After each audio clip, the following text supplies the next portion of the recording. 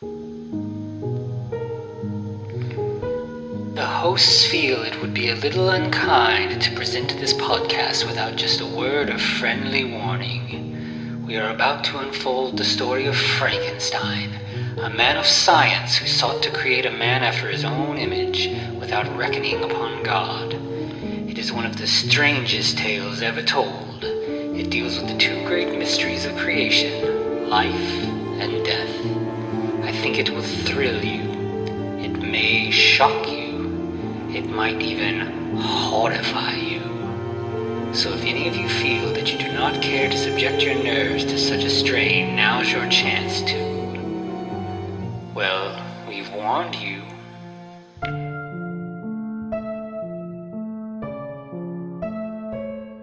Hello, and welcome once again to the Frankencast. I'm the mad scientist, Anthony Bowman. My pronouns are he, him, and I'm joined as always by...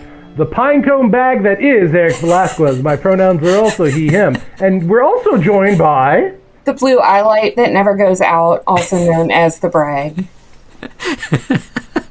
Hey. So yeah, this is a first time sort of confluence here. If you all follow us over on patreon.com/thefrankencast, you might recognize this third voice. We've done a couple little things over there, but this week we decided to all get together to talk about this wonderfully wholesome British film, Brian and Charles. That's right. The only movie you guys have talked about that I have seen and liked. Aw. So far. So far. Hopefully. Maybe. I was like, I will talk about this one. Yeah. I really enjoyed it, or at least the parts that I watched. I skip. Well, we'll get there. Okay, fair enough. And it's fitting because, it's like almost a throuple going on, like in the movie. Yeah, in the movie too. Yeah. Very accurate. I'm okay with being the Charles. That's fine. Yeah, I mean, Charles is definitely the show stealer in this movie. For real. Absolutely. So we start out in this one. We've got like this. It's kind of a mockumentary style thing. It doesn't lean too hard into it. There are moments where like it kind of gets away from actually being that, but moments. Yeah. You mean like the entire movie? I wrote that down. I was like, who is filming this? Right. Who decided to film this fella before? Like, and it reminded me of S-Town, where they just found like some dude in his garage who makes shit, and they were like, we are going to make a documentary about this guy. And they did. And then when he like invents a robot, spoiler, it was just like, oh yeah, coincidence. And it's like, nobody was like, we were doing this, like they dropped that really fast. Yeah. Well, they definitely, they just let it go throughout most of the movie. Then they pick it up at the very end. At the very end, yeah. All right, so we're going to start off. We've got kind of a sad sack kind of individual. We will find out is named Brian, who's kind of banging away in his shed on something. But he's content. He's not like sad sack. Like he might be sad sack to you, but Brian is content with his.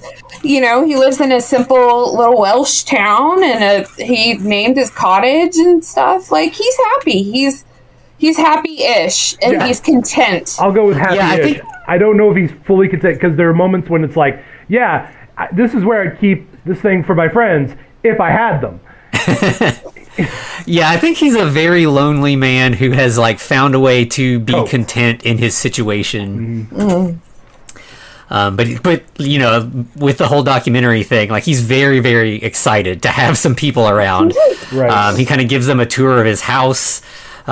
Shows his cabbage bin because he eats so much cabbage that he requires a separate bin just for cabbage. Anthony, anytime we mention cabbages, I need you to like find the file from Avatar: The Last Airbender where the cabbage vendor is like, my cabbages!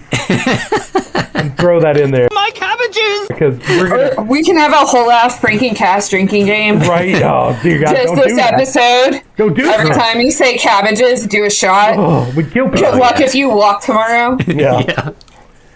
Oh. But yeah, and so he takes them into his inventions pantry, which is also just a cowshed. Right. By the way, his house is named Plox Green Cottage. Heck of a name. Yeah. As Welsh as fuck. Yeah. And so in the pantry, he shows us several of his inventions, which are progressively worse inventions. Are they inventions or just stuff cobbled together? What's the difference sometimes, though? Yeah. Yeah, like the first one, like you mentioned earlier, is the pine cone bag, which is just a bag that he glued pine cones to. You know, that came back in a way I didn't expect. Really? Yeah, later on. Yep. Spoilers again. And then he's got the egg belt, which is just a belt that has like a little egg cup holder thing attached to the side. But he shows you the egg belt after he goes into the kitchen and shows you eggs. Right, exactly. But let's not forget the ping pong puzzle. Which is just a bunch of ping pong balls. And springs, like a deconstructed slinky. Yeah. Amazing. And then, hands down, the worst invention is a helmet that has a vacuum cleaner attached to it, so that when you put it on, it just sucks all the air out and almost kills you. Right? It's like, that's the suicide machine, dude. Don't do that. But it's like, okay, you might have to, but they have sex toys like that, right? Okay, he basically just put a sex toy on his head. Okay, we're going to come back to that. We're going to talk about that here in a moment. Because there's the thing, I think is a sex toy that was low-key in this, okay? Oh, yeah, I know exactly what you're talking about. We won't Remember that wholesome movie that started that way? Yeah, low-key filled with sex toys. The recording with me goes to sex toys and T-minus. Yeah. She got through 3 minutes. Okay. And then we get a nice little just outside shot of a cow on a hill. Yeah, we're definitely like leaning into the fact that this is like a weird little rural small town.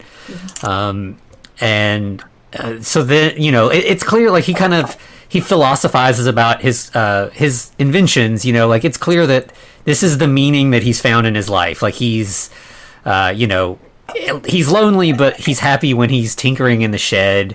And, you know, like talking about how like these aren't really inventions. He calls them inventions, but I think what he really is an outsider artist. Yeah.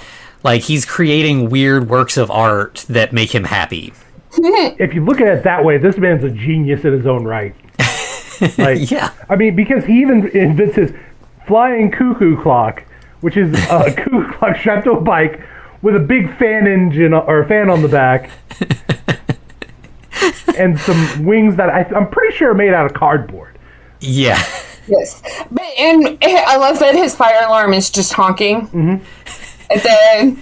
But I actually saw the cart the second time around as foreshadowing, like when he talks about how he just wants to like fly away. Mm-hmm. Like I saw it as like a little bit of foreshadowing in the way the storyline with Charles plays out. So yeah, I laughed a lot, but also the honking horn alarm. Right. Yeah. Whereas his cuckoo clock, he tries to fly his cuckoo clock because he wants people to be able to look up at him from the time and be like, oh, it's 15 past 2 or something like that.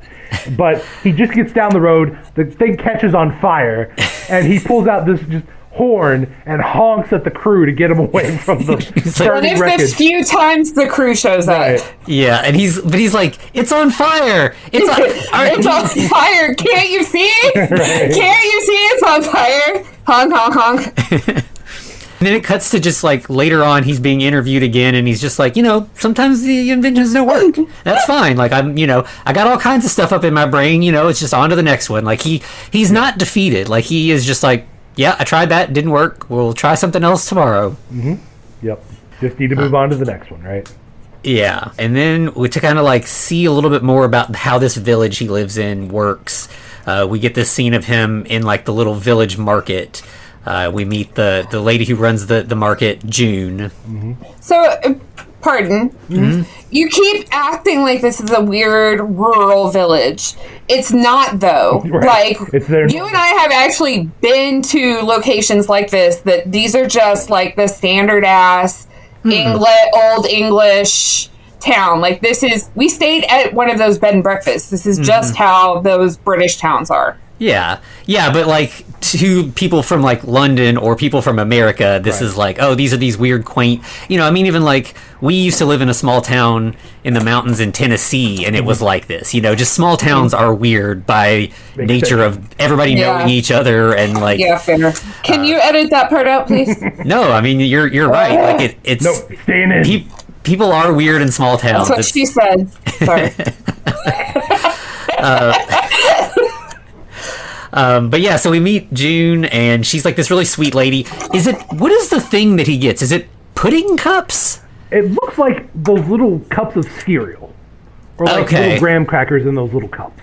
That makes sense because they talk about it going stale. Custard! It could be. They like they always have like canned custard over there. Mm-hmm. Regardless, he finds these little canister things, and one of them is open, and he's like, hey June, this one's already open. And she's like, oh, then take that one, you can have that one for free. And he's like, no, I wouldn't do that. She's like, it's gonna go stale, I can't sell it, just take it. So he buys two, and he's having trouble finding his money, and she's like, oh, you could just pay me later. It's it's like she knows you don't have much money, so it's fine. Yeah, and she's just this sweet lady who's probably takes care of the whole village like this. Yeah.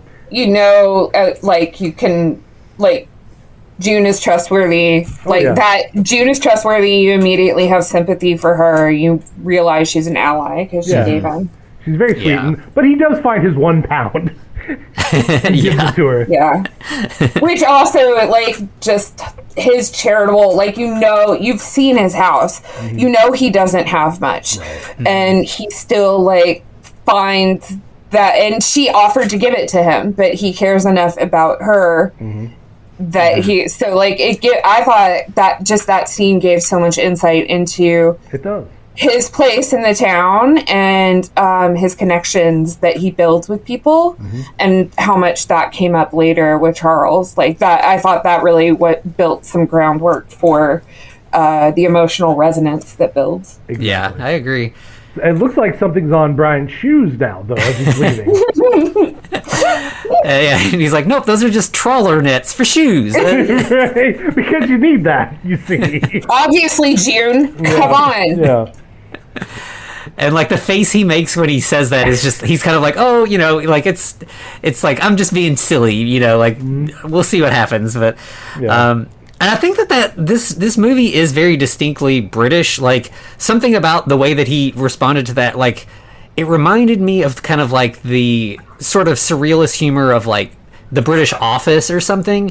But the difference here is the heart here is absent. Usually when you have this kind of like absurdist humor stuff, it's usually a little sarcastic, it's a little mean, and mean humor is fine in certain cases, but it's the needle of this movie threads of being like absurd but also very sweet and kind.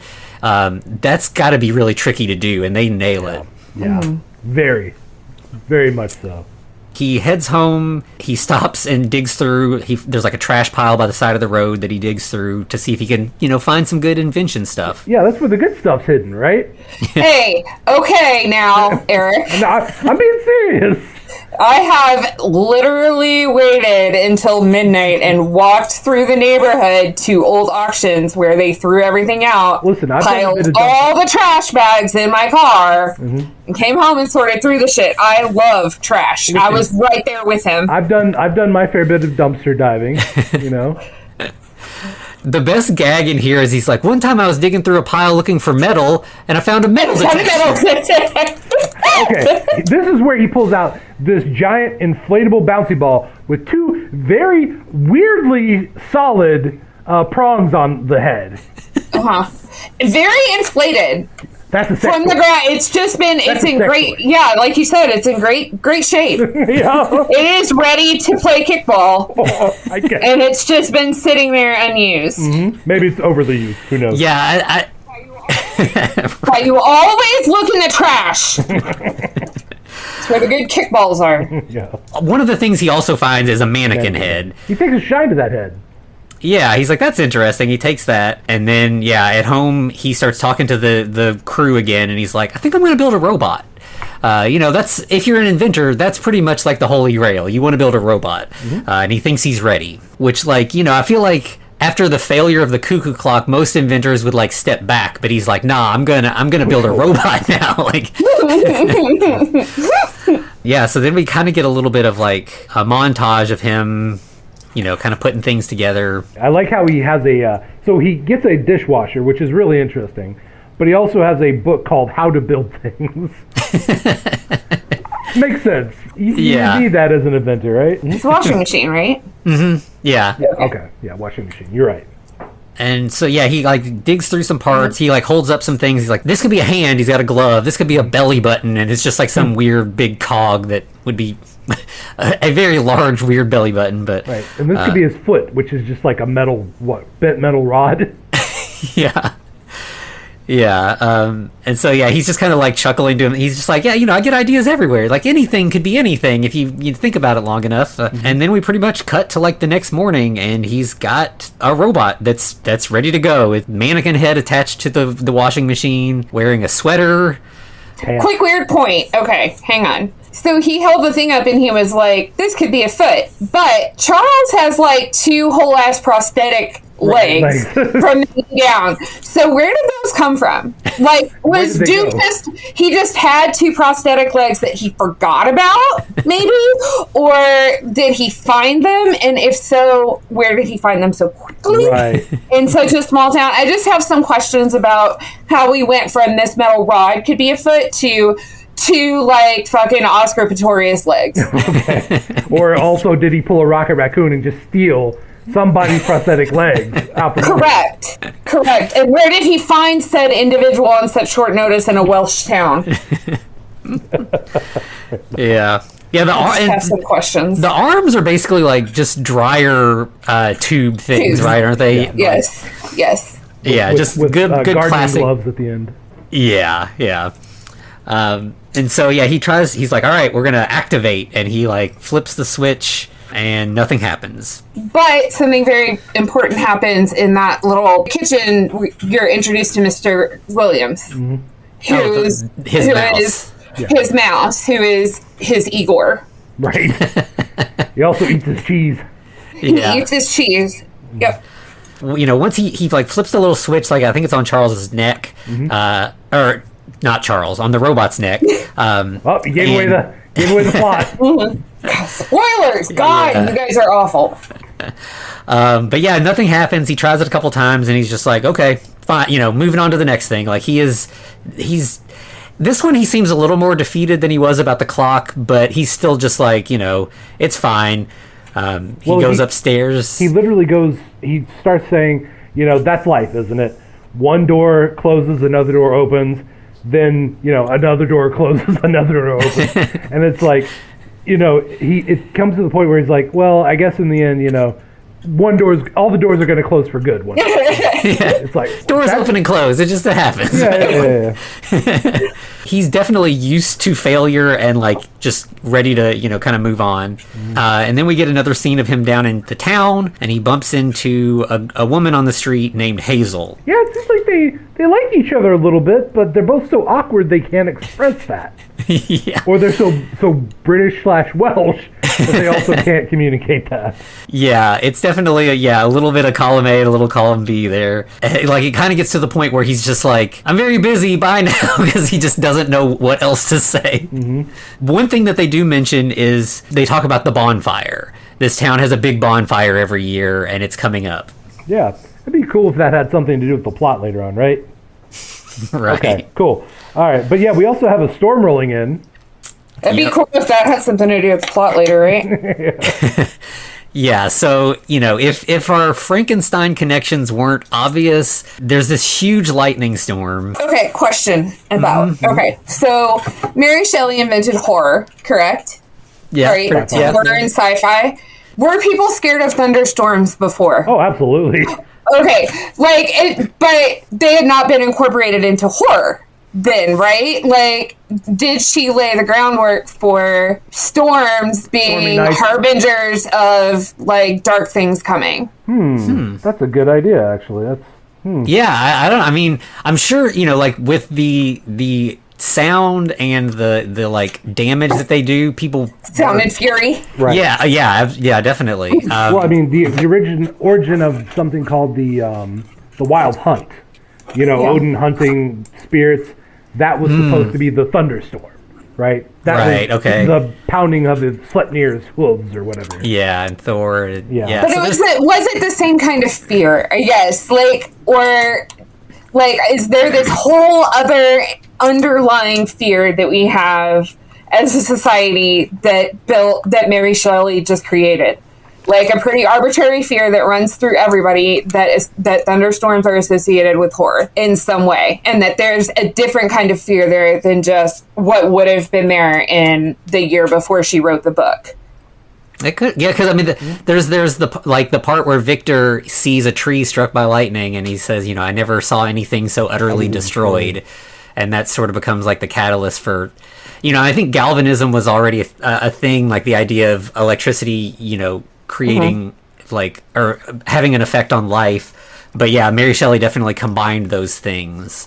I don't know. When I was watching it, I thought it was interesting. Okay, so this is kind of an aside, but the phrase "it was a dark, stormy night" actually occurred around 1830 is when Edward Bulwer Lytton wrote it down originally. So that was 15 years after Mary Shelley.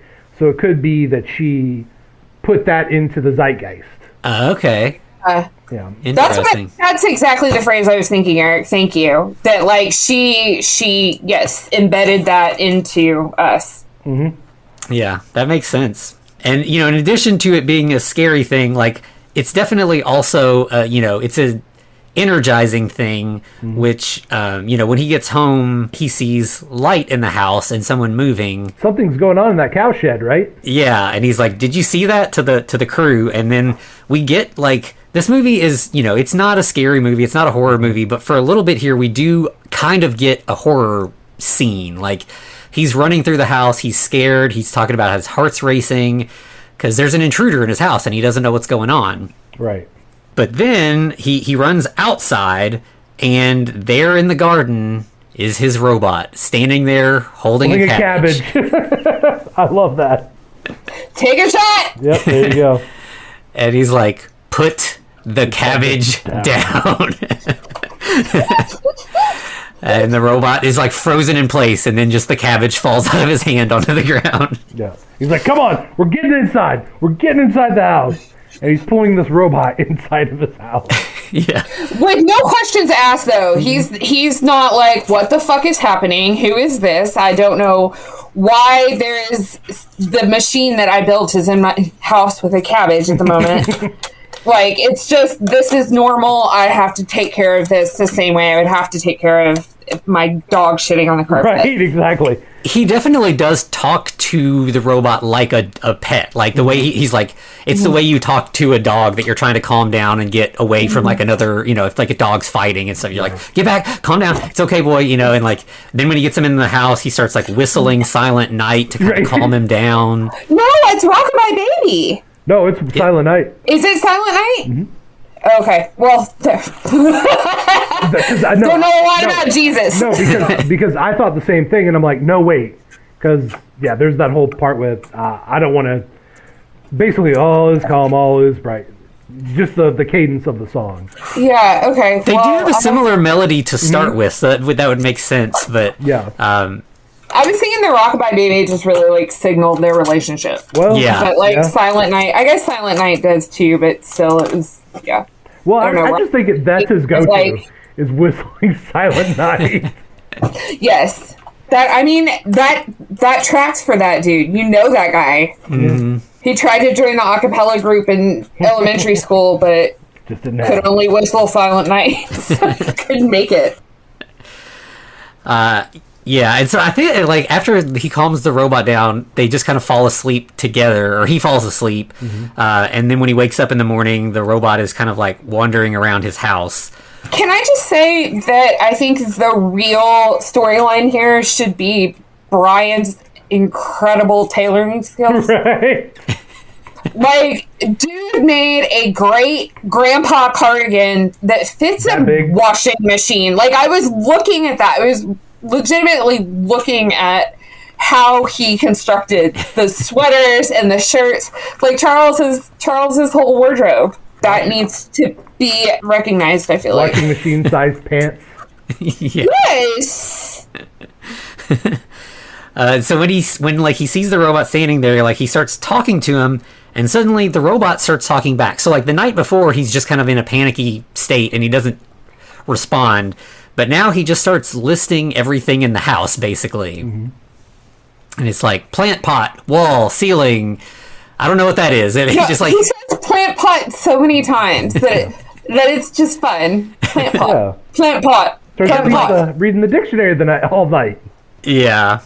And we should say like this voice is like it's like the like default generic like computer robot voice. Like it's so monotone, and that's really what the fact that it has no soul to it is what really gives this movie like heart and soul, because it's so sweet.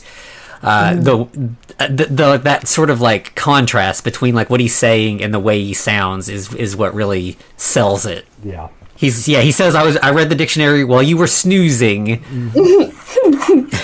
He points at Brian and he says Alexandru, and he's like, no, I'm not Alexandru, I'm called Brian. Right, and of course the robot's like, Brian, Brian. And he's like, no, I'm Brian, but do you want a name? And so then he like, he's the robot kind of nods and he starts listing off possible names. Tony, Clive.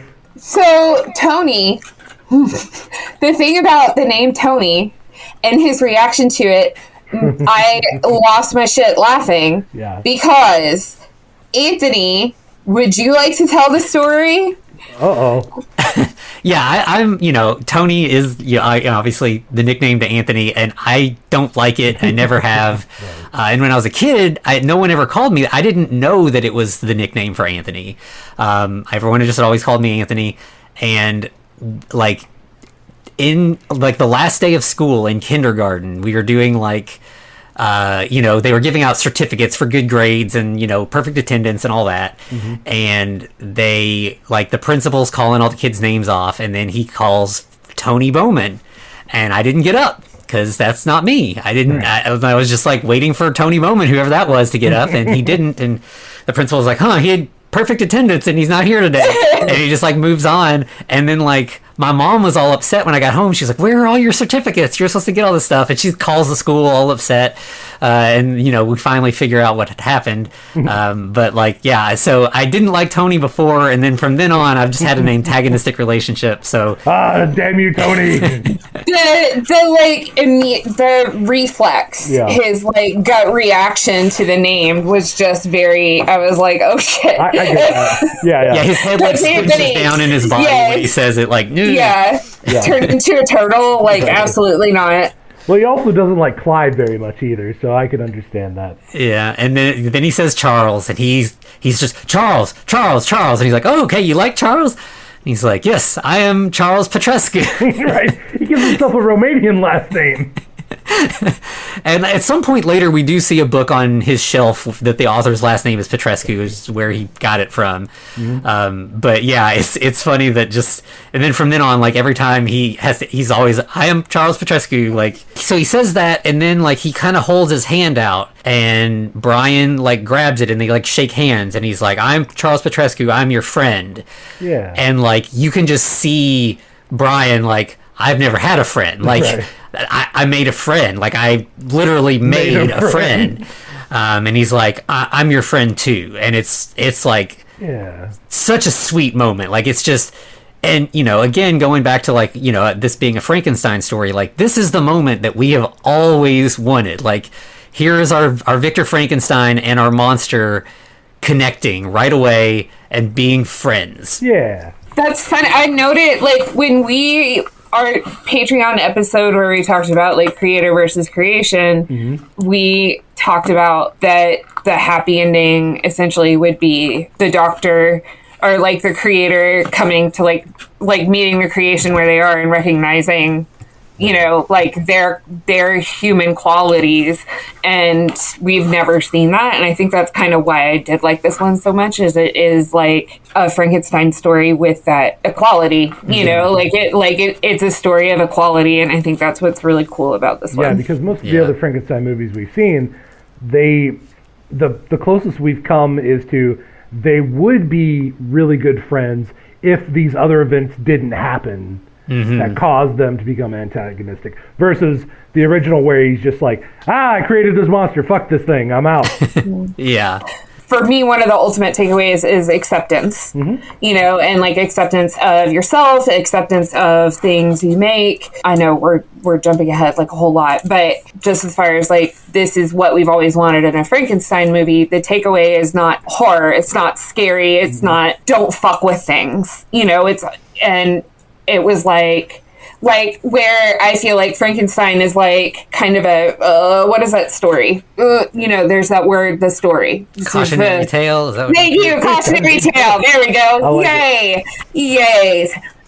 So I feel like Frankenstein is a cautionary tale, and like, don't fuck with nature, where Charles and Brian is a lot more like, okay, so if you do, treat it right. Like, don't be a dick about it. And I think that's why I like this one so much more than a regular Frankenstein movie, is like you said, it's what we've wanted and never gotten. Yeah, and so the next scene is like kind of like emphasizing that, like, you get Brian talking to the camera without, like, Charles is not by, and he's just like, he's real excited, like you can tell he's like, I did it, you know, he's like, I think what happened, and he goes through he thinks he forgot to connect a wire, and that Mr. Williams the mouse somehow crawled around in Charles and got the wires connected. I think really what happened is the lightning struck something and energized Charles, but you know, which would be a more Frankensteinian thing. But I think his way is sweet, like he's like, you know, I had help from this other little guy and we made him together. Igor. Yeah. So then we get a sort of echo of the beginning where Brian gave the crew a tour of the house. Now he's giving Charles a tour of the house. And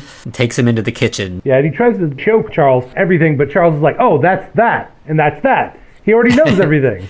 And he's like, boy, you're just on top of things. And then he goes into a big, he basically reads or spouts like an encyclopedia article about cabbages. Hey.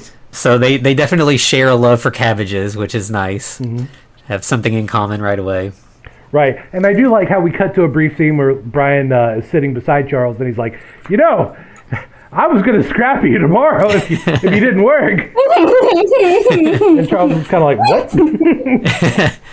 Yeah, and this is another, like, I think this might be one of the last scenes that is like the documentary style. They're like talking into the camera, and he, you know, Charles is like, you made my body, and he's like, yeah, I made your body, and he's like, my tummy is a washing machine, and he's like, we skipped over where he wasn't sure why he wasn't working, and he pulled out a glowing orb of some variety and said, yes, his spleen is working, but it was like a weird, like, it was like an alien looking orb with no origin story at all. Like, it would have been, like, it would fit in like the fucking Avengers. Right. It does look like and he was like, Tony Stark's arc reactor, right? Right. Well, his spleen is fine and moves along, and it's like, wait a second, dude, like, he might have made something really important there.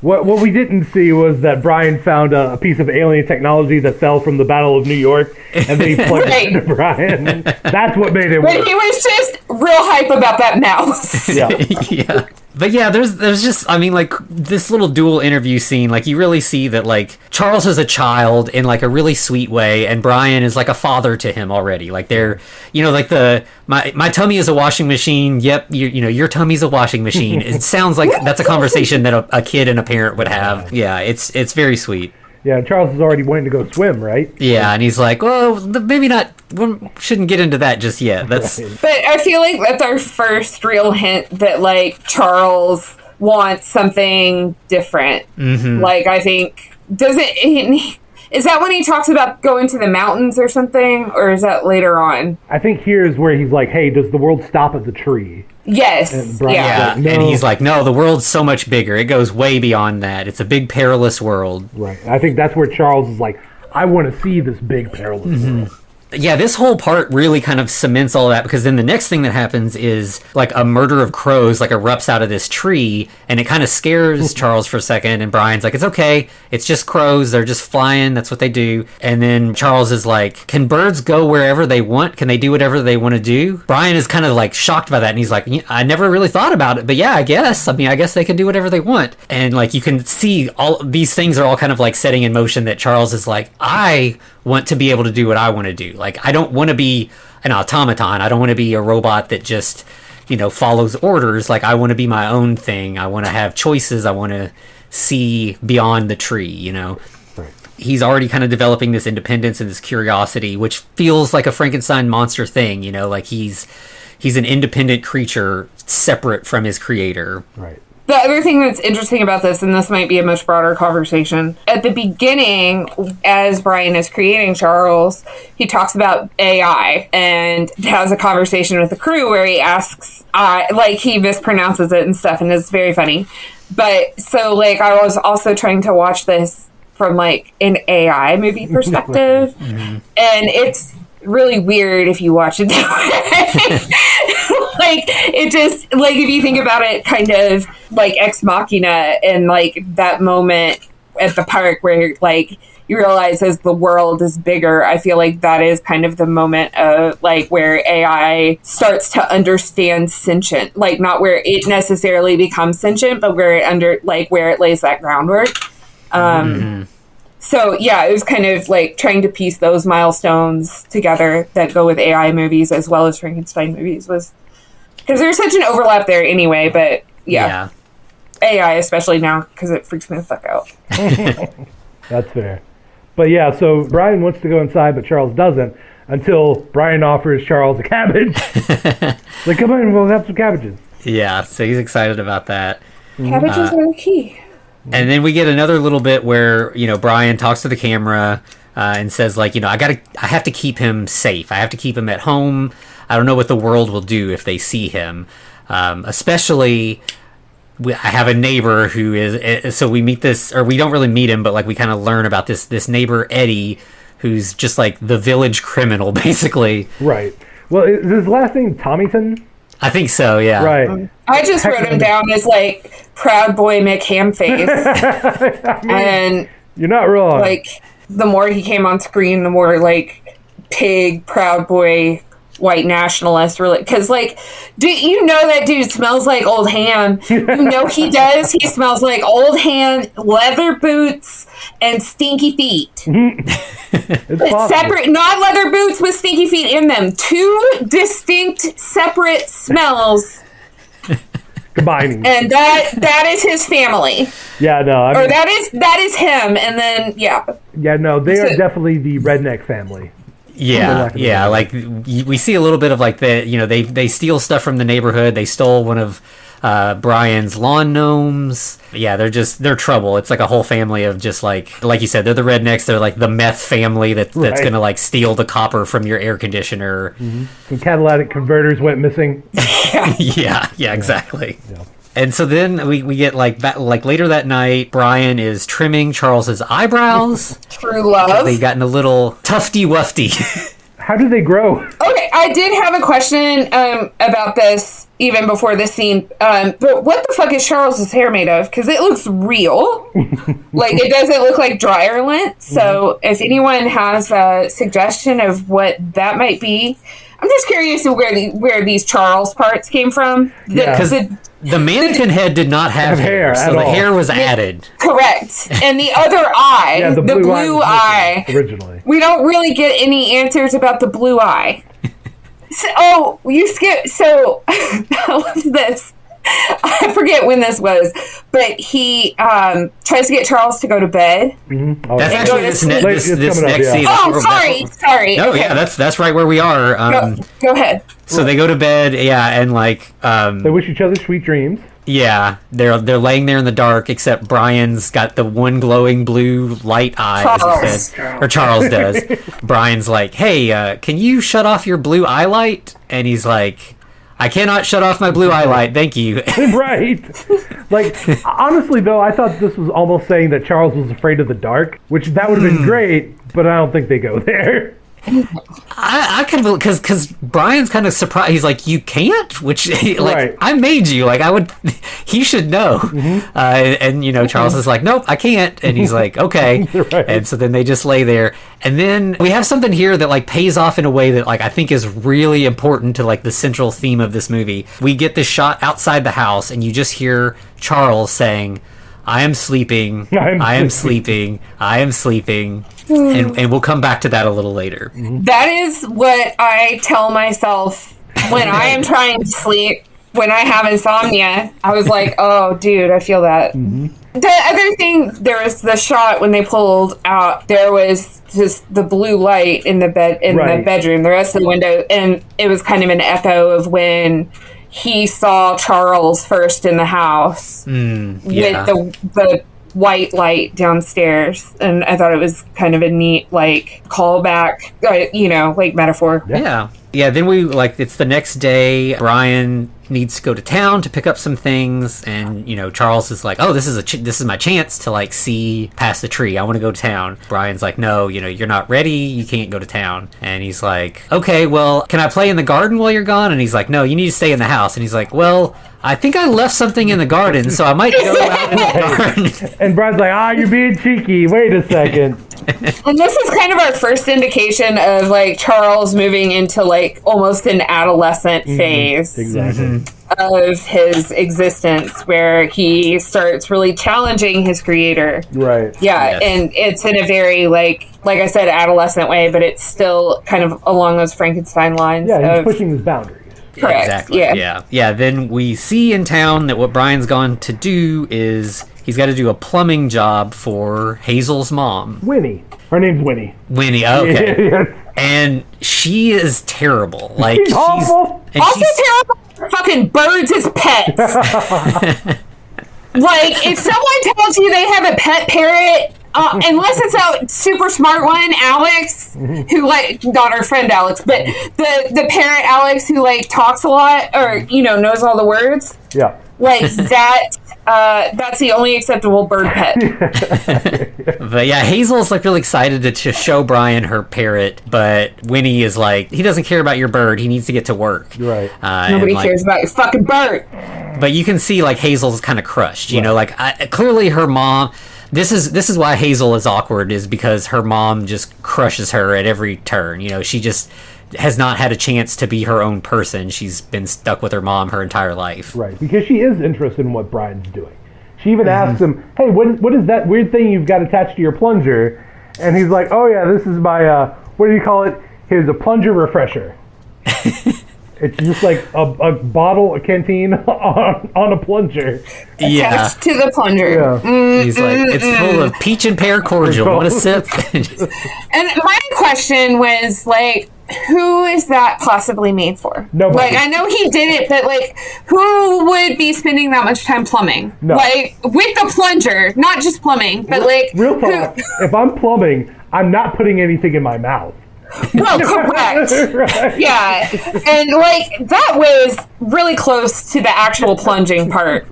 I was like, dude. Yeah. But then we have Brian, he's talking about Hazel's bird, and he's like, who's a sexy boy? And when he just comes in, is like, what? What's sexy? Nope, nobody's sexy. Hazel, get out of here. Because it's like anytime something is mentioned to Hazel about adult things, quote unquote, her mom just, like you said, steps in and squashes it right then and there. Yeah. So Brian finishes up. It ends up that there's an onion stuck in the sink, and so he gets that taken care of and heads home. And when he comes home, Charles is absolutely just like a dog in this scene. Like he's like so excited to see Brian. He's jumping around. Brian's like, who like made a mess in the kitchen? And he's like, not me. Right. And then he's like, nobody else was here. It was And he's me. like, okay, yeah, it was me. And like, But it was like he got in the trash. yeah, it's It was- exactly what happens when you get home and your dog has like made a mess. Right, then he scratches behind his ear. He's like, who's a good boy? Yeah. Yeah, it's very sweet. And then, Charles is definitely like a mixture between like a kid and a dog. And like he's like, here's something else I did while you were gone. And he shows him a drawing he did of Brian and Charles And a and a cabbage. I love it. So he's super excited that his dad's home, basically. So they go upstairs to play a game of darts. Charles just hits a bullseye right out of the gate. He's like, I'm the Because prince of the dartboard. The Prince of the Dartboard. He says a couple things that are just classic. But yeah, I love that one. Yeah, I feel like this movie, Charles's lines are, I'm going to be quoting them for a while. Wow. Like, there's so many little quotable little things. It's like a little later, they're in the kitchen, and Brian's like, this is great. We're just boiling cabbages and chilling out. This is his dream, you know. He's got a friend, and they're eating cabbage together. Like, what could be better? Charles starts dancing. They're listening to, like, kind of disco music a little Right. bit. And yeah, Charles is having fun. He's really grooving, and Brian is really enjoying Charles dancing. And Charles even gets up on the pink step.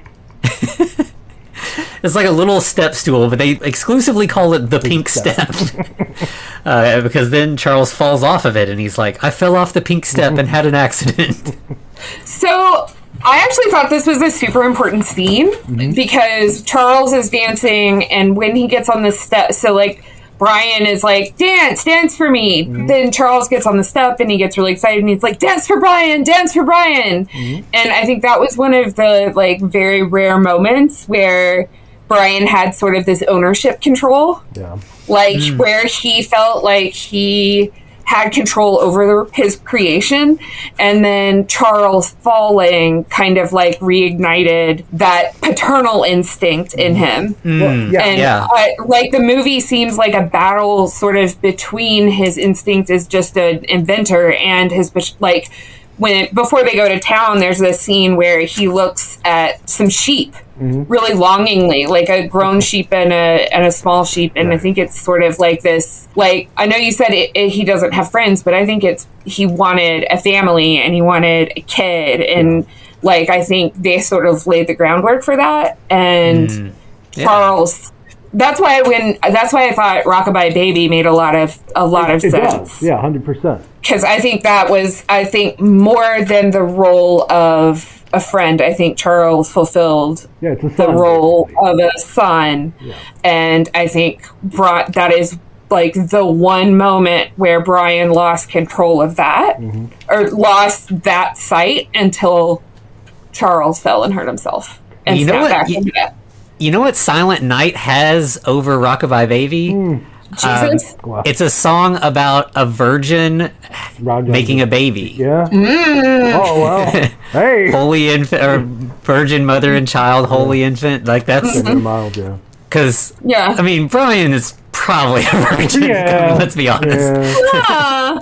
I mean, either way, like Charles wasn't created, and Yeah. Yeah, in the normal Like- way. yeah. So anyway, I thought the pink step scene in the kitchen was actually like kind of a real turning point in the film. Yeah. And that definitely leads into the next scene, because then the doorbell rings and Brian is instantly like into full protection mode. Like nobody, I'm not expecting anybody. Nobody coming in here can be a good thing. I don't want anybody to see Charles. And he kind of like, first he tries to be quiet. Well, Charles then starts mimicking the sound. He's like, bing bong, bing bong, bing. Yeah, knocky knock knock. Knockety knock knock. And he's like, don't make a peep. And then he just like starts saying them more, and he's like, that's the exact opposite of not making a peep. Turns out we just got a meter reader from the Wales Power Company. So, you know, Brian has to go answer the door, and when he comes back in with the meter reader, like, he doesn't know what is going to happen. And then Charles is like in the corner with his head like hunched down inside the washing machine. So there's just like a washing machine with a sweater wrapped around it. Right, and no one seems... Well, Brian notices, but the meter reader does not. Yeah. And so he reads the meter, and like Brian is like awkwardly trying to distract him the whole time, and the reader's just trying to do his job. And then like he tries to show him another one of his inventions, which is a scrub brush attached to a drill to be a glass washer. Yeah, you're not telling me this isn't another sex toy. Yeah, this is the one that I was like, yeah, this definitely looks like a high-powered dildo kind of thing. I do, as a side note, I do have like scrub brushes that are drill attachments. They are nowhere near looking like sex toys. They look like scrub brushes that are drill attachments. Fair enough. And they are the shit. Okay. Highly recommend anybody get those. I went way too long without having them. There you go. But in this one, like, he holds it in front of the guy's face, and it runs longer than the scene should, like like on purpose. Like you're just like it's awkward as a viewer. So like eventually, the meter reader is like, "What is that?" And he's like, "It's a washing machine with a big sweater on it." And he's with like, a big boy shirt, or a big man shirt. "Okay, yeah, that's really great." And he's just like, "I need to leave this weirdo's house right away." He's such a good tailor. Yeah. And then so as soon as he leaves, obviously Brian's like, "Charles, you're a clever boy. You tricked him." I'm a clever and boy he's like, for hiding. I'm clever yeah, he's like, "Clever boy dance time," and he does another dance, which is great. We should all have a clever boy dance time. and that fades right into a montage of them kind of bonding over the song "Happy Together" by the Turtles, and they like work in the kitchen. They have a pillow fight. There's a part where Brian sprays him with a garden hose, and then Charles sprays Brian with weed killer, and he's like, "Ah, no, that's weed killer. You can't spray that." But then that scene ends with another, like, one of the like stepstone scenes, I think, which is they're walking away from the camera like into the sunset, and Charles is like, "Did you build this fence?" And he's like, yeah, I built it. And he's like, how did you know how to do that? And he's like, my dad taught me. He taught me loads of things. Charles is like, can you teach me loads of things? And he's like, yeah, of course. And like, this is them as a father and son. This is exactly what you're talking about. This is the parent thing. And then he's like, can you teach me to water ski? I saw it in a sports magazine. See, I actually thought the water ski part was really important too, because that's like another indication that Charles really is ready to not be there anymore, that he's really ready to find more things about the world, that he's consuming media and information that is leading him beyond his town. Right. Yeah. I mean, I think it's definitely like, you have Brian here who was taught a lot of things by his father, and his father's not there. Brian has moved on from his family, and so I think I think you're exactly right. That's the takeaway, is that Charles, he loves his dad, his Brian, but he wants to learn from Brian so that he can become his own person and then move on. He wants to learn how to build a fence, but he also wants to learn how to jet ski, and jet skiing is not a thing you can do in this little town. Right. And obviously he's a robot. Water and robots don't normally mix, right? Yeah. That is not something that Charles cares about. Yeah. Or Brian, really. Doesn't seem like Brian cares too much about it either. Well, I think Charles is, to a degree, like, he's fascinated by water. And we'll find that out later. Yes. But Brian's like, no, don't get near the water. You stay away from the water. Because it'll kill you, effectively. Yeah, Possibly. and then they're sitting down to dinner. They're having cabbage. Brian says something about, like, I'm enjoying this magic moment. They're bonding still, and then on the TV, a travel show comes on, a show about Hawaii, and specifically Honolulu. Or Honolulu. Honolulu? As Charles calls it. Honey Lele. It's really good. Yeah. It's the kind of thing that gets stuck in your head, too. Yeah. Like, the next day, I kept being like, I just kept thinking about Honolulu, and like, there's no reason why. I will never hear talk of Honolulu without thinking of this scene. Right. Like, for the rest of my life. But yeah, Charles is definitely, like, he's super intrigued. He's asking questions. He asks what this place is, and Brian tells him, and then he's fascinated, but he cannot pronounce it for the life of him. Right. But he wants to go. He knows he wants to go there. Yeah, I must go to Honol. Brian is like, no, you can't. That's far away. We can't go there. And he gets up and starts dancing. And he's like, but I want to go. I'm not eating dinner. I want to go now. And Brian's like, no, you got to stay here. And he's like, fine, bossy boots. Right. This is another, like, scene that's saying Charles is becoming an adolescent, or at least entering those teenage years, where he's wanting his independence and to be able to do things. Yeah. So then we cut to, like, the next day. Brian is back at the market. He's kind of shopping over at one side of the store, and then Eddie strolls in. So we're finally getting to, like, see him up close. Joan mentions that, hey, the bonfire that they're making for the community looks really nice. And he's like, no, this is my bonfire. Yeah, she calls it the bonfire, and he's like, no, I think you meant my bonfire. Yeah. This scene is really just to show us that Eddie sucks. Like, Yeah, we're real bad. We're really up close and personal. Like, he's just rude to June. I can't remember what he buys, but he doesn't pay for he it. Doesn't, yeah, it's nougat in a candy bar. And he's like, I don't think I should have to pay for this. Yeah, and he's like, she's like, should I put it on my tab? And he's like, yeah, I guess, yeah, put it on my tab. Like, he's clearly never going to pay this tab. And then he sees Brian over in the corner, and he goes to, like, just harass Brian, mocks him a little bit, knocks over a display of Piff Puff cereal. And then he's like, well, looks like you better pick that up for Joan. That'd be real rude if you just left it there for her. Yeah, and so he just strolls out, and, obviously Brian does start picking it up, and, she's like, you don't have to do that, it's fine. And he's like, no, I want to help, so... Yeah, go back to what the Kindle said about, he's like, he just does things for people out of the kindness of his heart, even though he doesn't have to. And that's the thing about a small town is, like, the way that they work is that everybody has to care for each other because everybody's going to have hard times and they're going to need the support of the community. The bad side of the small town is if there is a terrible person in town, they're inescapable. Right, and they exploit everyone. Yeah, so we get both of that in this scene, clearly spelled out. I think from there, Brian goes back home and we kind of continue the like Honolulu story. He comes in and Charles is not in the house and he's kind of panicked. He runs out into the back field and there's Charles dancing in a homemade hula skirt. Homemade out of what? Yeah, right. I don't know what it is. It's toilet paper. Oh, is it? It looks like it, yeah. Okay. Yeah, it's toilet paper. Okay. I for some reason it seemed thinner than that to me, but I made it's Welsh toilet paper. It's probably one ply. Oh no, they don't. Yeah, that's all they got over there.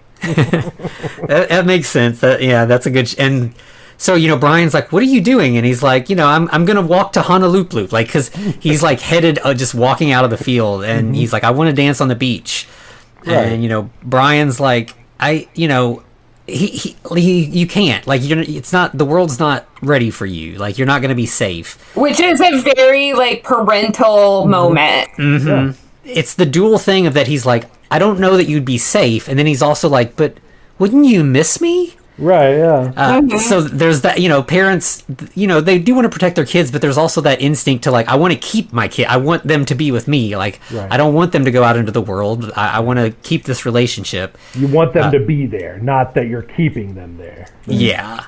And so, you can tell he's a little heartbroken by that. We just cut to like later on, and Charles is like upstairs in his room. He's entered his full-on angsty phase of blaring hard rock. Yeah, I wrote Charles is doing an impression of 16-year-old me. Yeah, fair enough. Yeah, he's just listening to like loud, like the most like generic kind of like heavy metal. Like I'm not sure if these are real songs that I'm not familiar with, or if they're just like made for the.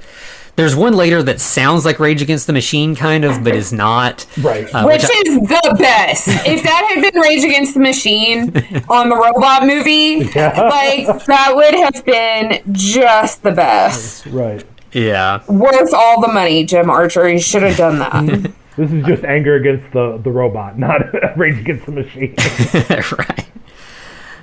And so then, later, so it's like the next morning, Brian goes to wake up Charles, and again, this is very teenagerly, like, Charles is sleeping in, he's like a sulky teen who doesn't want to get out of bed, but then Brian's like, I got a surprise for you, I'm going into town, and maybe you want to come with me? Right, and then Charles is like, oh, okay. Yeah, he's well, into first that. He's like, you go on without me, and, I'll walk and meet you there, and he's like, no, you're not walking, you're gonna go in the truck with me, and he's like, okay, I want to be in the front seat then, and he's like, no, you're too young, you're too young to be in the front seat, you gotta go in the back seat. Yeah. Brian goes downstairs to wait outside for Charles, and then Charles strolls out of the house in this elaborate cape and weird sombrero type hat, but has a purse. Yeah. Yeah, and he's like, I feel pretty cool. Right. But Brian's like, no, not my curtains. You're not going out of the house just like that. Put something else on. Again, incredibly well tailored. Mm-hmm. Oh, yeah. For a washing machine. Yeah. Yeah. Just some real talent in, what is it, Flock Screen Garden? Right.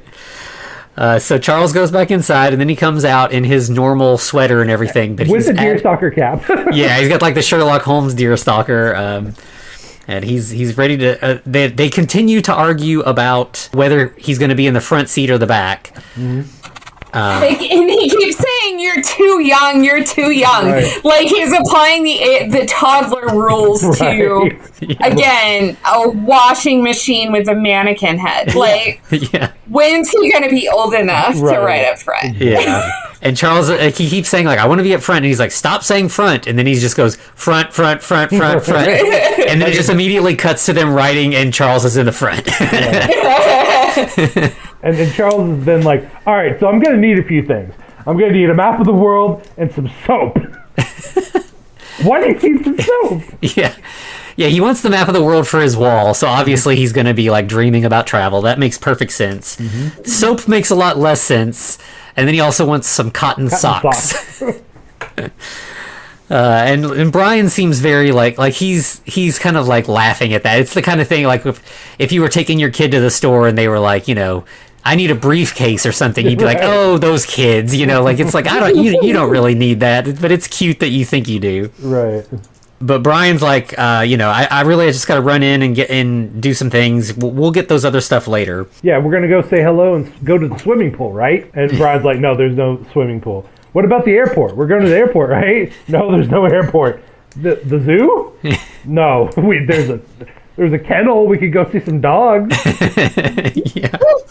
So then they get into town, and Brian's like, you just stay in the car. I'm going to run in. If you're good, we'll go to the lake on the way home. But while Brian is inside, Hazel sees Brian's car and walks up and sees Charles inside. And Charles says, hello, I'm Charles Petrescu.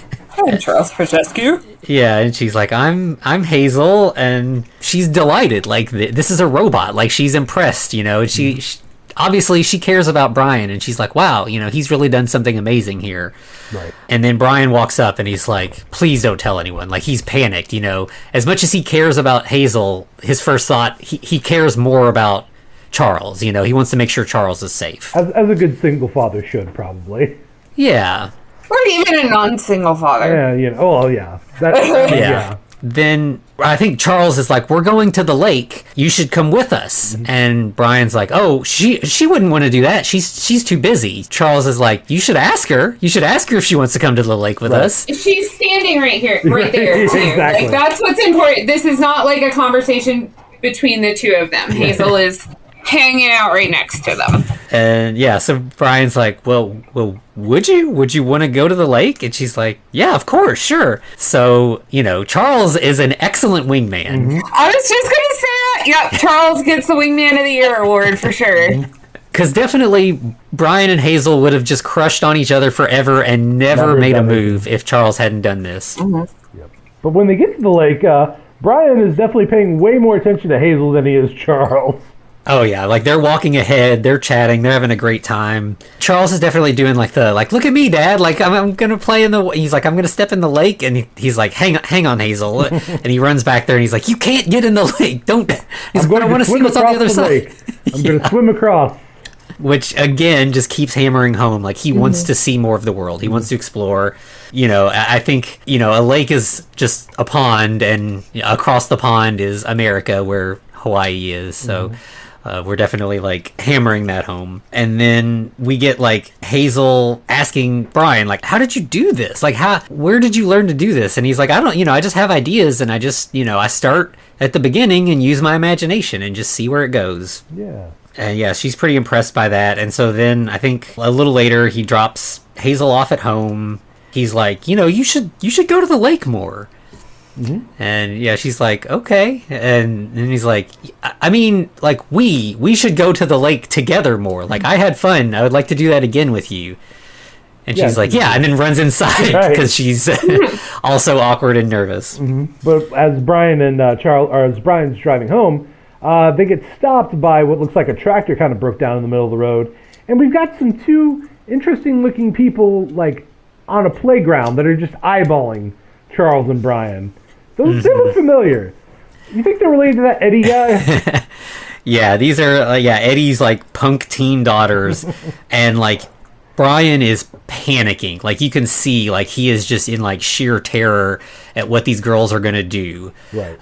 Because it looks like they took interest or noticed something weird's happening here. So they're going to walk up and see what that is. And Brian's like, no! Yeah.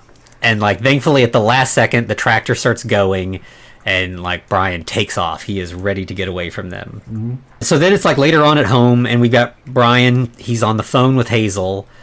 So, like, things are escalating quickly with them. Like, they're just, like, kind of flirty, chatting on the phone. They're having fun. Yeah, they're in the talking phase. Oh, yeah. Like, this is like, prime high school. Like, you know, it's a landline. Mm-hmm. And he's, like, standing there in the kitchen on the phone. Like, I have done this many times. Specifically talking to the person we're talking to tonight. So, we've definitely been there, done that. Did you ever mention that your love of dressing gowns, though? like Brian. He's like, I've got several dressing gowns. What's wrong? I love them. They're just so cute. They're just the biggest nerds, and it's just adorable. It is. As I like to say with Jody, it's adorkable. Yeah. And he in fact even like he's like, you should come over for dinner tonight. Like we'll have dinner. So he hangs up, and then Charles comes out, and he's like, I want to go to town. I want some chewing gum, which like he doesn't. His mouth kind of twitches a little bit when he talks, but like I don't think that although they have dinner, we never see him eat. Right, but apparently he downed some cabbage. Yeah, it's sort of like we can't see him eat because God only knows how they would manage that with the like low budget special effects they've got going on here. But I guess presumably he could also chew gum the same way that he eats cabbage. Right. I mean, when he said his tummy is a washing machine, I wrote down like, everybody's tummy is a washing machine. That's what tummies are. Mm-hmm. So depending on what it is, I think he could wash it. Yeah. That's or eat it. That would be interesting to see the inner workings of Charles. Yeah. Yeah, but again, Brian is like, no, you can't. And he's like, then I guess I'll just go back in my room and rust away. Great line. Yeah, and then that's when he slams the door, cranks the rock music again. Mm-hmm. This is the song where it sounds like Rage Against the Machine.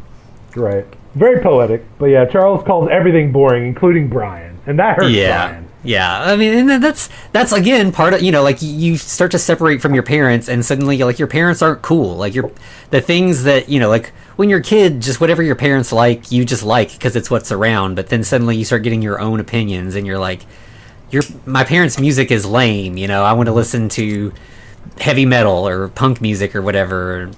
I'm tired of the Moody Blues or whatever parents listen to now. Blues Traveler. The Moody Blues Traveler. Yeah, exactly. Yeah, I put that like the problem with treating your creation as a person is they act like a person. Yeah. Mm-hmm. Whatever it is. And so then if they take on those humanistic qualities, then they are going to seek self-growth just because that's like human instinct. Yeah. And then the issue is they outgrow you. Yep. And so that is another reason, like, I think creators try to hold on to controls, which it goes into Frankenstein more, like why a creator would not want their creation to. Yeah, to a degree, it's that sense of ownership, right? Yeah. Yeah. So once he kind of like cranks his music and everything, like we cut to when Hazel comes later. And this is like a gag that when it's done well is always hilarious to me, which is like when you hear the end of a story that is like super nonsensical and you never know what the beginning of it was. And like, I don't know, there's just something that always gets me about and so like we just cut to like mid conversation and Brian says, and that's how I ended up with 2 identical straw hats. Right. And Hazel's like, I just love your stories. They're so entertaining. Like, there's no world where a story that ends with someone having 2 identical straw hats is an interesting story. I don't know, man. I don't know. It depends what you're doing, I guess. I don't know. Yeah. Yeah, and yeah. And so then, like, they're all the 3 of them are sitting down to dinner, and again, like, Charles starts being, like, the petulant teen in front of Dad's new girlfriend, and he's like, I'm not a kid anymore, I want to go on adventures, I don't want to be stuck in this stupid cottage anymore. Ooh, that hurts. Yeah, and like, like, Brian is hurt. He's like, the way you're acting lately, I don't like hanging around you anymore, like, I don't like this side of you. And Charles is like, fine, then let me go. Yeah. I want to go. kids, they know how to sting you, right? Yeah. Yep. Not being a parent, I've never, but I've definitely been on the other side of this. Yeah, I've that's definitely true. been the teen finding the right place to stick the knife to just get my parents. Whether intentionally or unintentionally. Yeah. Be interesting to watch this with one of our parents. Right. Get the parental perspective Oh, that's you. on. No. Yeah. Maybe we'll do a Patreon with parent guests. That would Yeah. Let's be do it. entertaining. But they're kind of interrupted from this fight because Eddie shows up with his 2 daughters in tow. The ham-faced McNazi pants shows up out of Right. nowhere demanding to buy Charles. Right. Like, what a thing to do, by the way. And he even antagonizes literally everyone there, telling Brian he doesn't do much. You don't do much, do you? And he calls Hazel the girl with the talking pigeon. Yeah. You know, he has no respect for anybody here. Yeah, he's awful. And then he's just like, okay, how much do you want for it? And Brian's like, I'm not selling it. It's a family member. He goes up to Charles and is like, so what is this thing? And he's like, I'm Charles Petrescu. And he's like, what can he do? And he's like, I mean, he's just a person. He can do whatever he wants. Right, but of course the daughters are also awful people, and they're like, make him dance, Dad, make him dance. Yeah, this feels like one of the kids from like Willy Wonka or something. Like I want a golden goose now. For the bulk. Is that before or after they demand the pine cone bag? Oh, that's later. That's a little Oh, later okay. that they want that. Sorry. No, you're right. Just mashing all the scenes together in my head. It's all Yeah, I right. mean, these are girls who are demanding, and as awful as their parents are, the one thing that they are giving on is that they are going to give their kids whatever they want, which is not necessarily a good thing. parenting move. Yeah. But Brian keeps refusing, so Eddie ends up pushing him down in the mud, and they all just kind of laugh and leave. Yeah. Which, of course, we've got our primary antagonist set up clearly now. Oh yeah. And you can tell Brian is definitely very embarrassed to have been beat up basically in front of Hazel, Right. A little later he'll say that to her, but you can just see on his face that look where it's that, I mean it's toxic masculinity really, but it's that's the I know I would, I feel like I'm above that, but if I was in that scene, Yeah. that was me, I would feel the same way. I would be embarrassed for someone to have seen me like that. It's just, I think everybody would, but I think men especially, because he's supposed to be the protector. He's the dad, he's the new boyfriend, and then if he can't keep himself safe, he can't really protect Charles or Hazel. Right. And I mean, let's be honest, Brian's a cream puff. He's definitely not a fighter. He is a lover. Yeah. Which is why he's a That's sweet why I guy. love him. That's why he's a lovable character in this.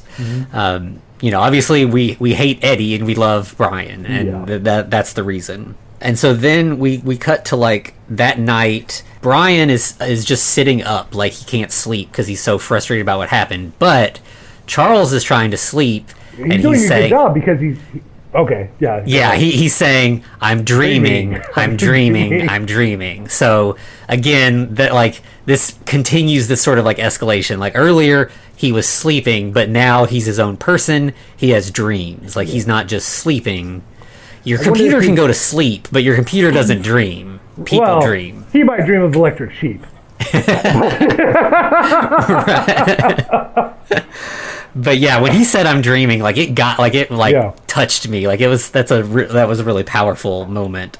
And then we cut to the next morning, and this is where Brian and Hazel are talking. They're playing dominoes, I think. Mm-hmm.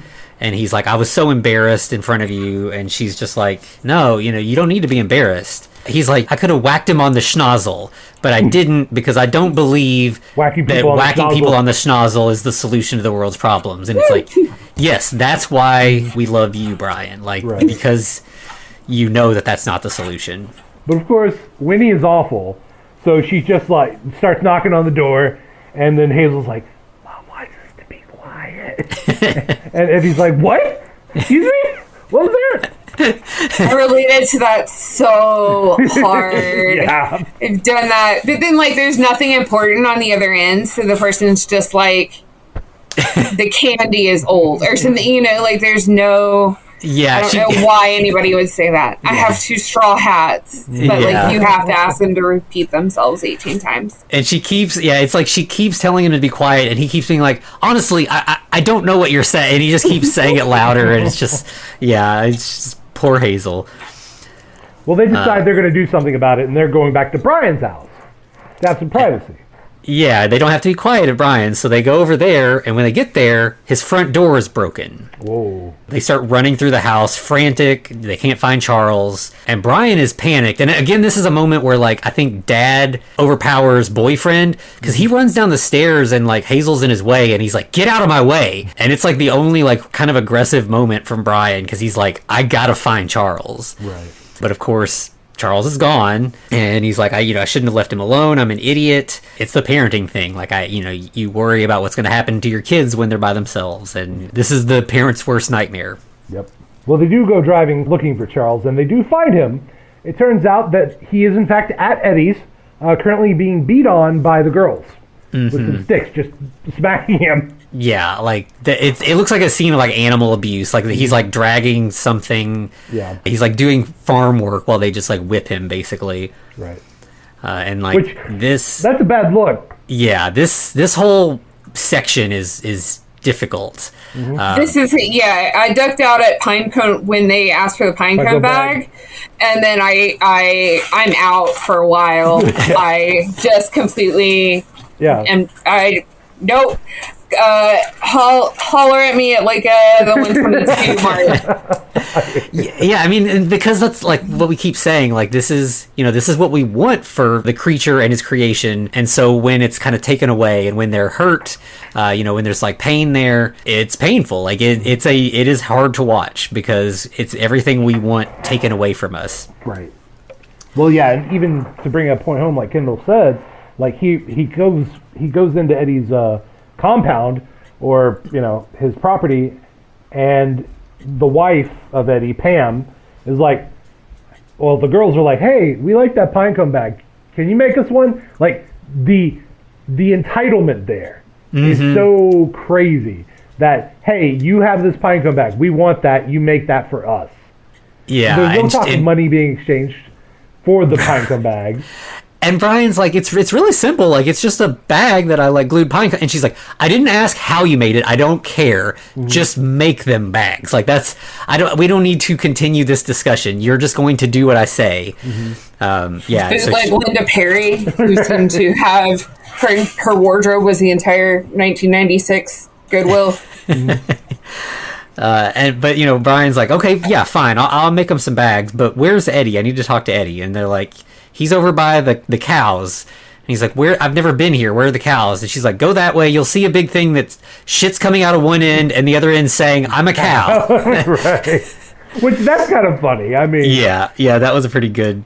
But yeah, so, Brian heads that way and finds Eddie. And he's like, why did you steal Charles? And he's like... Another British thing they do, though, is they have this very awkward moment where they're both sitting on, like, hay. And neither of them are saying a fucking word to each other. But they know they're about to. Yeah, it's very tense. And it's like, Brian knows what has happened, but he can't... He doesn't have, like, the power to demand anything. So he's like, he doesn't know how to go about this conversation. And... Right. And Eddie's like, I didn't steal him. He wanted to come with me. He busted volunteered. down the door himself, right? Yeah, that's what he did. Yeah. To get to me. Brian's like, just please give Charles back. And he's like, or what do you call him? And he's like, we usually call him like Tin Man or Pratt or right. Tin Pratt. And he's like, here, I'll show him to you. Because he's basically like, no, I'm not giving him to you. So yeah, Brian still wants to see him because he's like, if I can't take him, like I still love him. I still want to see him and maybe figure something out. And there's Charles with a big chain around his neck, like dragging like a heavy bag of feed or something, right? Yeah, and he like ends up falling. He just like he can't pull the weight, and he just like falls to the ground. This is heartbreaking. Like, Brian goes and like kneels beside him and is like, I'm sorry, I want to take you home, I'm sorry, I can't do anything. Charles's hair is like kind of disheveled, and he kind of like combs it down like a mom would do. Like, it's very loving, and just it's really hard to see. Yeah, but it also kind of speaks to the just general powerlessness in that he doesn't have the ability to just say, no, I'm taking Charles with me regardless of what you say. And then, of course, Eddie's like, nope, he's mine. You can't take him. Yeah. And Charles, even, we've had all this stuff with him rebelling and wanting to escape, but now that he's, like, seen this part of the world and how bad things can be, he's like, I just want to go home. And Brian has to say, he's like, I'm sorry. I can't take you home. Yeah. So that's heartbreaking, man. Yeah, it's really, really hard. Right, and Eddie doesn't care, so he just walks off. And then we have the two girls coming by, and pretty much they're like, oh yeah, later tonight, Dad's going to chuck him on the bonfire.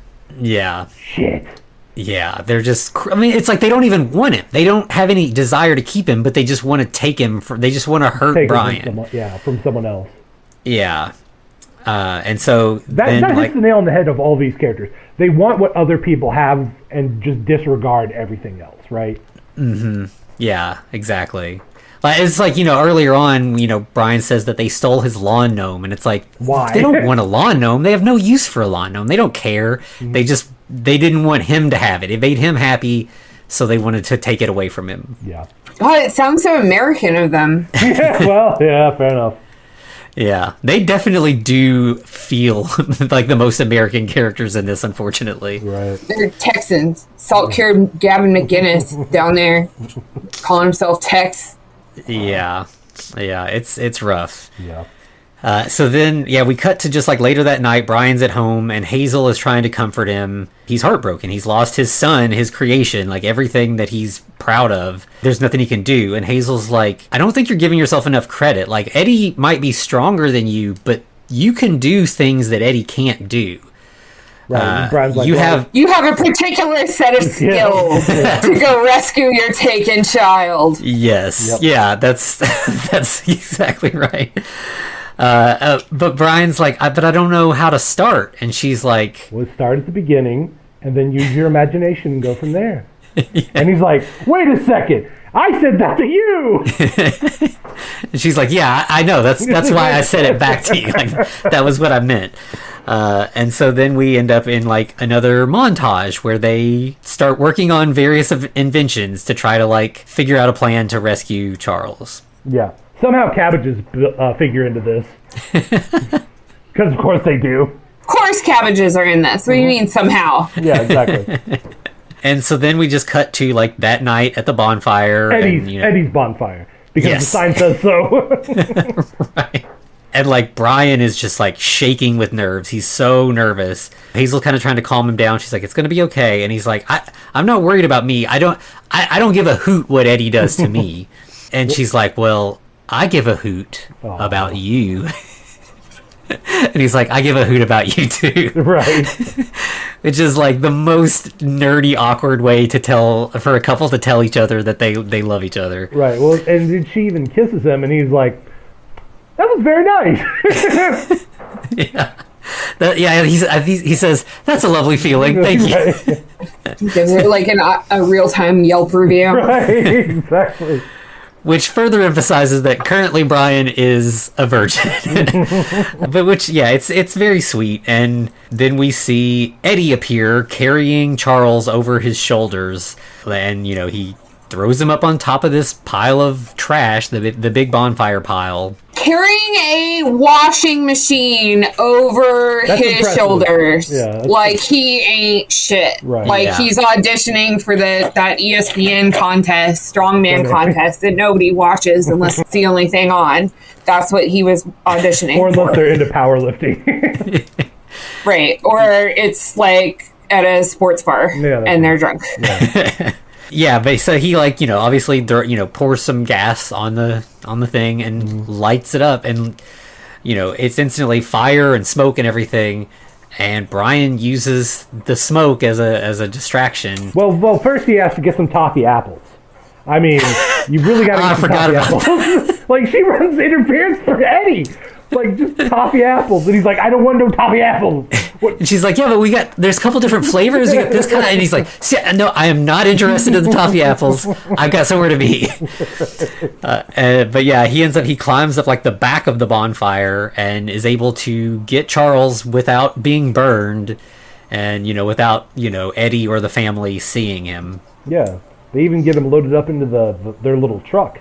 Yeah, they throw him in the back and speed off, and instantly Eddie sees them, and jumps in his Jeep to chase him. Mm-hmm. And so then we're in like a high-speed chase, and Charles is like, I'm sorry that we argued, Brian. And he's like, I'm sorry too, but we're going home, you're safe now. And we get a little bit of a high-speed chase on the country road. Yeah. And Charles says, this is looking perilous. Like, perilous, we haven't really talked about that much, but perilous is kind of a buzzword throughout the movie. He says it several times, and obviously this time he's right. Like, this is a perilous situation. But Brian gets Hazel to take over driving the truck, and gets into the truck bed and unveils the first of his gun. Yeah, so he's got this big cannon that fires cabbage, and he tries to fire it, and it fails. Nothing happens. Typical. Yeah, bloody typical. And so he just picks up the whole cannon and just fucking throws it at Eddie's Jeep, and it smashes the windshield. Can I ask this question? Am I wrong in assuming, doesn't Eddie pull out a stick of dynamite and throw it at them? Yeah, I think it's fireworks, but yeah, he's firing something at them. There's sparks flying past them and stuff. I think Hazel says something like, oh no, he's got another firework. Yeah. Which, while the bonfire is going, they were shooting off fireworks, so it makes sense, that he has those there. I was just thinking Eddie was going to take it a little bit too far. he sounds like that kind of guy, Oh, definitely. But yeah, so they end up they get home, or I don't know. They're kind of at the end of the road. They're not to the house, because all the neighbors kind of come out. Right, and they're stopped by Eddie's daughters, who took the four-wheeler and cut him off at the pass, I guess. Yeah. Right, yeah. I mean, all the neighbors are kind of watching, and, Eddie's like, give him back. He's got to go back on the... Not give him back. Take him back and put him on the fire. You have to do it yourself now because you messed everything up. Mm-hmm. And Brian's like, no, I'm not going to do that. And Eddie's like, am I going to have to embarrass you in front of the whole village, basically? Right. And now, at this point, the town's actually, or Joan specifically, is like, hey, leave him alone. Leave him alone, Eddie. Yeah. And, again, going to that, a small town has to deal with the bad seed, basically, but they care for each other. So in this moment, when they're all together, they can kind of support each other and kind of resist Eddie more than they usually can. There's another guy who's like, I'm tired of you. You stole my Christmas tree, and I saw it in your yard, and it had our same ornaments, so I know it was ours, and you said that you bought it. Everybody's just tired of Eddie's shit. Eddie comes up and starts shoving Brian, and he's like, I'm going to embarrass you in front of everybody. They go to take off their jackets because it's fighting time, right? Yeah. And then suddenly, this huge flat panel launches out of Brian's chest on this telescoping rod, and just launches Eddie into his Jeep. He just smashes into the side and falls on the ground. Looks like you just got blocked by my super shover. Love it. Brian's like, it's over, Eddie. Right, but Charles is not one to leave shit alone. He's like, you don't mess with Brian and Charles. And starts firing cabbages at them from the cabbage gun that he somehow got back. Yeah, and so, Brian's like, oh, I thought it was over, but I guess it's not over. Mm-hmm. So then, the neighbors are all kind of like, get out of here, go. And so, Eddie and the family are deterred by all this. Pam actually puts a neat little bow on this by... She is taking over the reins. It's like, Eddie, get in the car. She's the dominant one now. It's like she's even tired of Eddie's shit at this point. Mm-hmm. They leave, and we're finally done with the small window of conflict in this story, and we're back to what we want. Hello. Hey, welcome back. Thank you. I realized I am not going to watch really sad, shitty parts of movies if I don't have to anymore. And so, we've just got... Now we're back into, the documentary phase, too. We've got Brian and Charles. They're sitting on a bench in the garden they're both being very quiet, and Charles is like, "You're awfully quiet, Brian. What's going on?" And he's like, "Well, I've got a little bit of a surprise for you." So he pulls out a ticket and hands it to Charles. It's a ticket to go around the world. Yeah, and he's like, "Are you kidding me?" Right. And Are you kidding me? He looks to the he's like, "Are you guys? Are you kidding me? And he's like, and like Brian, like this is so like Brian is just like laughing with joy at this chance to give his kid what he wants, and he's been so resistant to his kid growing up and moving on. But it's like once he finally sees Charles as his own person who's growing, and he's happy that Charles is growing. He's happy to be able to encourage that and encourage him to see the world. And in fact, like, and that Charles is like, "Are you going to go with me? Like, I'm not rebelling anymore. You're my dad. I'd love to go see the world with you." Right. Well, no, it's Charles' adventure this time. Yeah, I've got everything I need here in our little village, but you need to go see the world. So go out and see that. And Charles is like, "Woohoo!" And he's like stomping his feet like in this like cute little like tap dance. His little dance that he's been doing, that he does the whole movie. That's a subplot that we really haven't discussed. Is Charles is dancing through the movie is kind of a big like shuffle, kind of his thing. He's known for his dancing, which is really just tiptoe walking. Brian joins in on this tiptoe walking dance. Right. Yeah, and then we just cut to Brian and Hazel dropping Charles off at the train station. And Charles is like, "So where am I going first?" And he's like, "You know where you're going first, Honolulu." So he's like getting ready to go, and he's like, "Before I go," and he gives Hazel a gift, which is another drawing. This time it's Brian and Hazel holding hands, and there's still a cabbage over there to the side. Well, hilariously enough, Brian has also prepared something for Charles.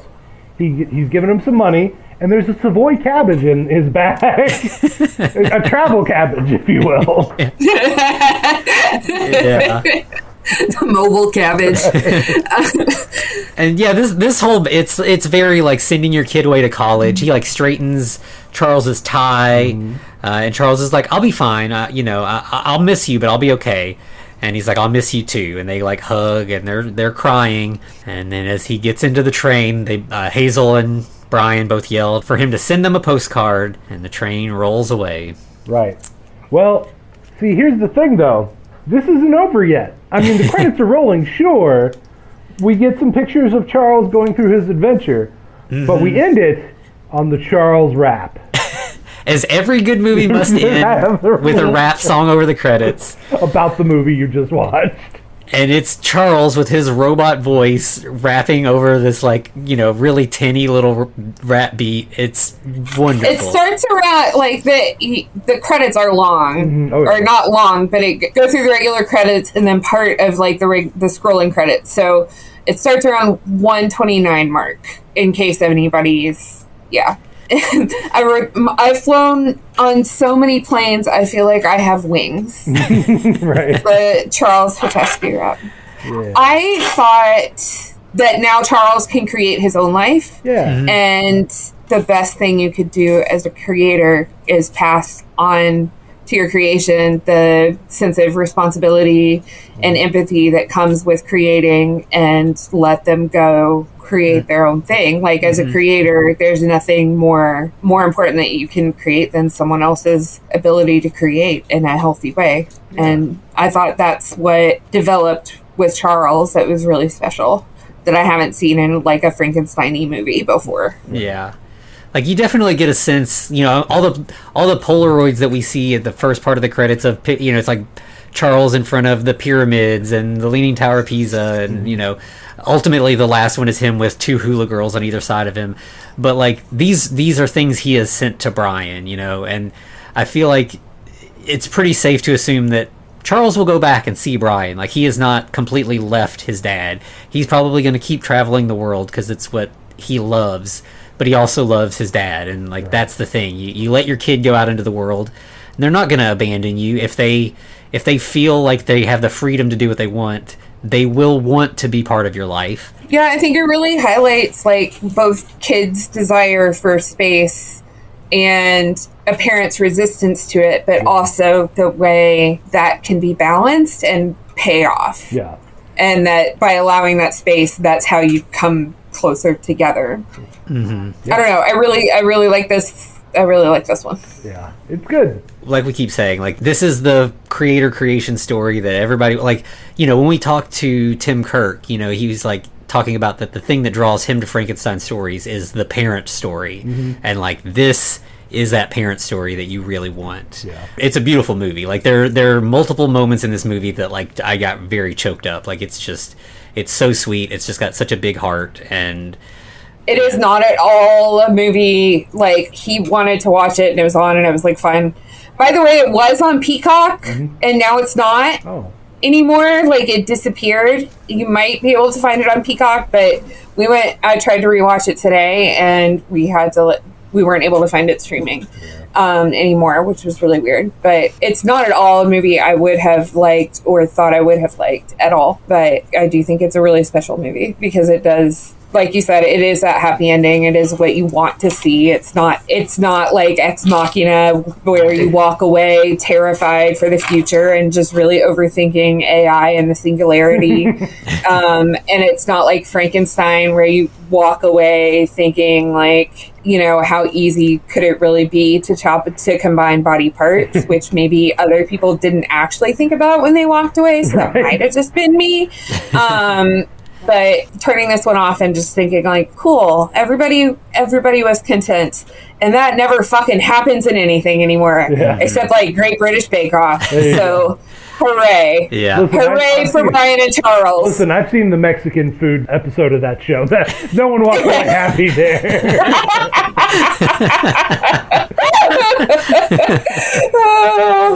Oh, well, you know, that's... Yeah. They tried. Yeah. All right.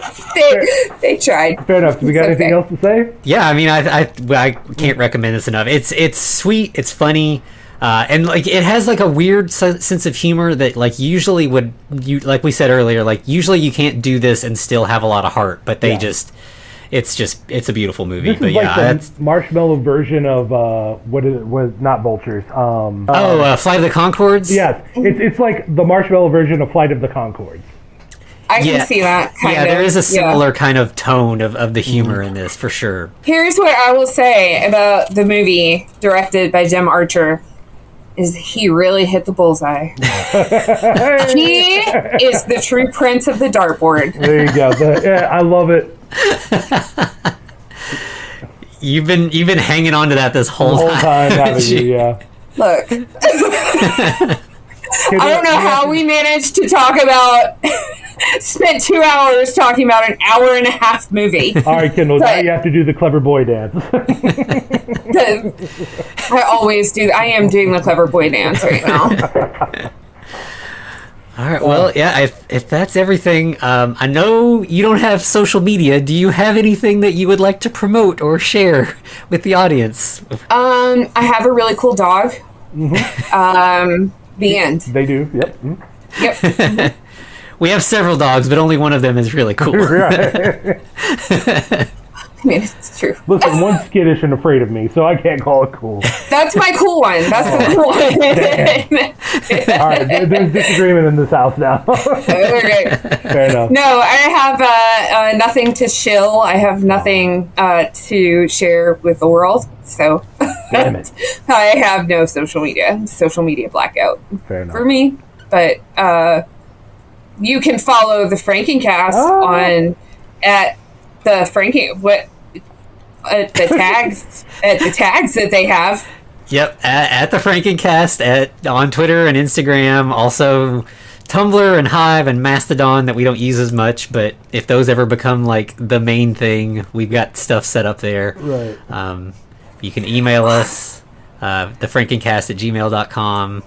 And if Hive does not, I didn't know Hive was a thing, like a social media thing. I hadn't heard of it, like whatever. But if they do not partner with Bumble, their marketing people need to be fired immediately. 100%. Y'all can call me for ideas, logos, whatever, but do your shit right. Yep. And like the most important place you can find us is Patreon.com. patreon.com/thefrankencast, where if you enjoyed our special guest, we've got a couple episodes where we do deep dives into previous episodes of the Frankencast, where we'll pick one little topic within the episode and really dig into that, at greater detail. So, if that sounds like something up your alley, for $5 And if you a month. hated me, that's fine. Just skip those episodes. Also an option. Yeah, there's plenty of other stuff on there, but I'm pretty proud of those. I think they've turned out well. So Yeah. We need to go. This is like when you just stand and you end up like talking to your parents too long because you feel awkward making it to the car. Well, I tell you what. So let's get meta next week, okay? I think Okay. I'm a big David Harbour fan, so I think we need to take a look at Frankenstein's monster, Frankenstein. when we decided to do this show, this is the first thing that you mentioned to me that you wanted to make sure we covered. was. We're finally getting to it. Yes, I love it. So, yep, the strange Netflix short film starring the Sheriff Hopper from Stranger Things. Join us next week, and we'll dig into that. All right, and we'll explore a secret family legacy. Dun dun dun, and to be continued.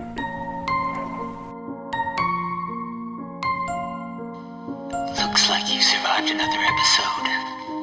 The Frankencast is a production of FCR Media. It's hosted by Anthony Bowman and Eric Velasquez.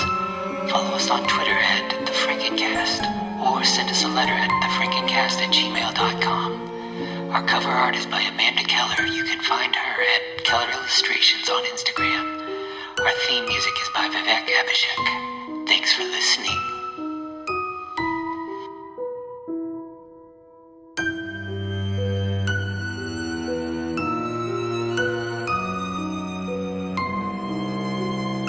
Yeah, I think this is going to end up being our longest episode ever.